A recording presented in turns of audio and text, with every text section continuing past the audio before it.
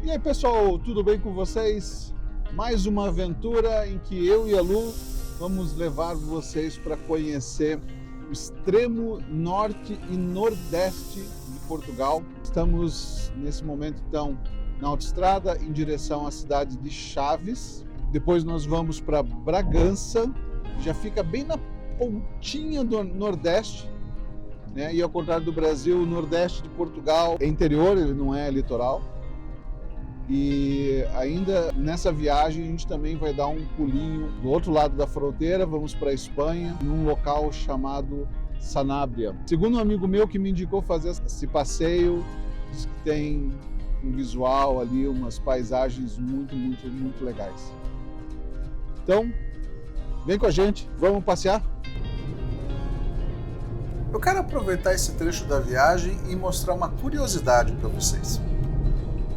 Se você já assistiu vários vídeos da playlist Turistando, provavelmente já percebeu uma quantidade bem grande de usinas eólicas aqui em Portugal.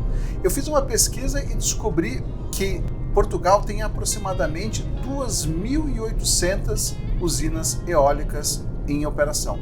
Essa estatística é do ano de 2018, então eu imagino que hoje já deva passar dos 3.000. Tem uma coisa que eu sempre converso com a Lu, inclusive,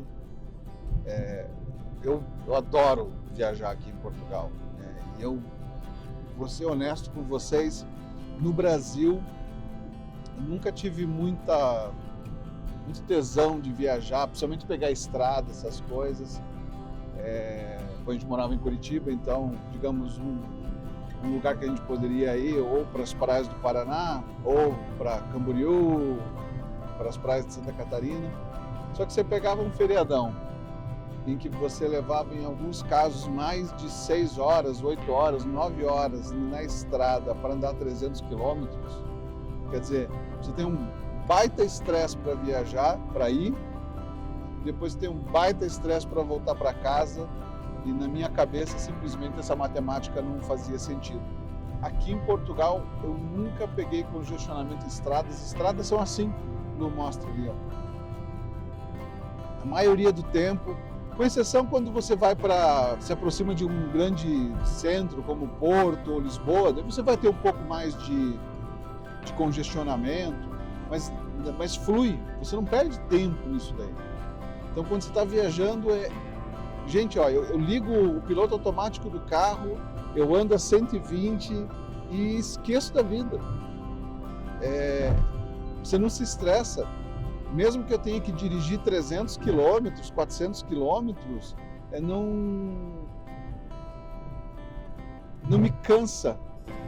Ou não me cansa quase nada perto do que me cansava no Brasil. Vou parar em Chaves, depois parar em Bragança. Vamos fazer paradinhas e tem vários lugares. Se eu quisesse, eu poderia parar muito mais. Porque tem um monte de lugarzinho para visitar, cheio de pequenos pontos de interesse. Então, é muito gostoso, é muito prazeroso você viajar de carro aqui dentro de Portugal. É muito bom de viajar. Então fica aí o meu depoimento sobre passear, viajar dentro do país. Olha, Cássio, chega de falar de estrada porque a gente chegou em Chaves. Ou melhor, apresentando a simpática e fantástica Chaves. Uma cidade que me impressionou e me surpreendeu. Junto ao rio Tâmega, Chaves apresenta uma infraestrutura ao entorno do rio que exalta a qualidade de vida. Vou contar para vocês agora um pouquinho da história de Chaves. A época da invasão romana na Península Ibérica, os romanos instalaram-se no vale do rio Tâmega, onde hoje se ergue a cidade, e construíram fortificações pela periferia, aproveitando alguns dos castros existentes. Castros é tipo ruínas de pedras, esse tipo de coisa. Para a defesa, eles ergueram muralhas e para a travessia do rio construíram a Ponte de Trajano. Os romanos fomentaram o uso das águas quentes mineromedicinais, implantando balneários termais, exploraram minérios com destaque para os veios de ouro e outros recursos naturais. Acredita-se que a Ponte de Trajano foi construída com auxílio dos legionários da 7ª Legião, Legio VII Gemina Felix. tal era a importância desse núcleo urbano na época que ele foi elevado à categoria de município no ano 79 depois de Cristo. Não, você não escutou errado, eu falei 79 depois de Cristo. Calcula-se pelos vestígios encontrados que o núcleo e o centro cívico da cidade se situava na área alta, hoje ocupada pela igreja matriz. E foi nessa mesma área que foram encontrados e ainda são encontrados os mais relevantes vestígios arqueológicos, que estão expostos no Museu da Região Flavense. Como no caso, uma lápide alusiva a um combate de gladiadores. E foi por volta do ano 1160 d.C.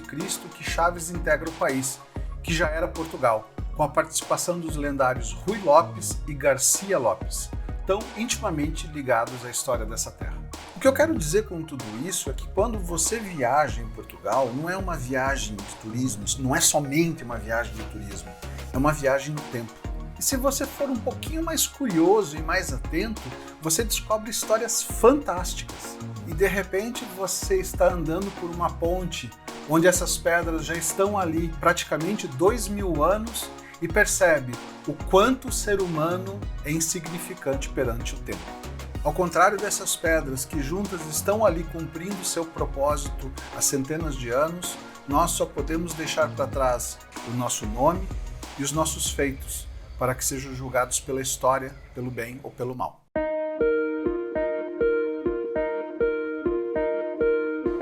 Depois dessa história, saímos da zona do Rio e começamos a nossa caminhada para a parte alta da cidade, em direção ao Castelo de Chaves.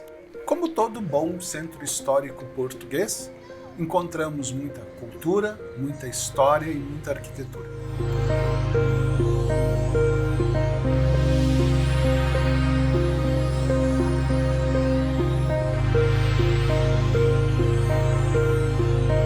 Após 1160, reconquistada pelos portugueses dos Louros, o Castelo de Chaves ainda entraria em ação na Guerra da Restauração e na Guerra Peninsular. Durante a Guerra da Restauração, foram modernizadas as defesas, adaptados modernos canhões de artilharia e entre 1658 e 1662 foram reconstruídas as muralhas da vila, mais baixas, escavados fossos secos e colocados estacas. Mais tarde, finalmente com a paz, as muralhas de Chaves foram sendo absorvidas pelo progresso urbano.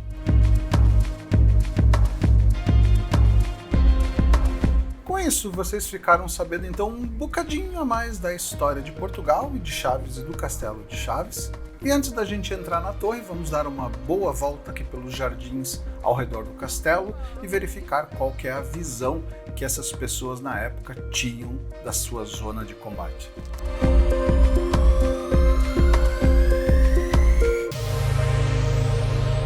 Não é à toa que castelos e defesas, fortificações sempre são construídas num ponto alto do terreno, porque realmente a visão que você tem é privilegiada.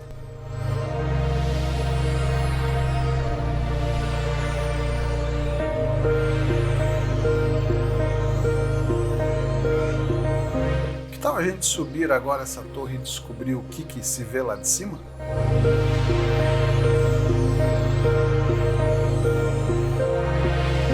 O bom é que em tempos de paz a gente não enxerga vantagem tática, a gente enxerga lindas paisagens. Para subir na torre tem um custo de 2 euros por pessoa e vale super a pena porque dentro da torre também é um museu. Se eu não me engano, são 4 andares até chegar no topo e são expostos armamentos, armaduras, espadas, canhões que eram utilizados na época.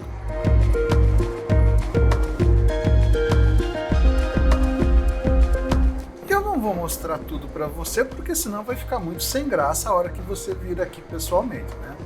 Então, deixo só essa amostra para ficar com a aguinha na boca. Obviamente que Chaves tem muito mais coisas a oferecer, eu nunca vou mostrar tudo nos vídeos, porque simplesmente eu jamais iria tirar o prazer de você descobrir, visitando a cidade, todas as belezas, histórias e surpresas que estão esperando por você aqui.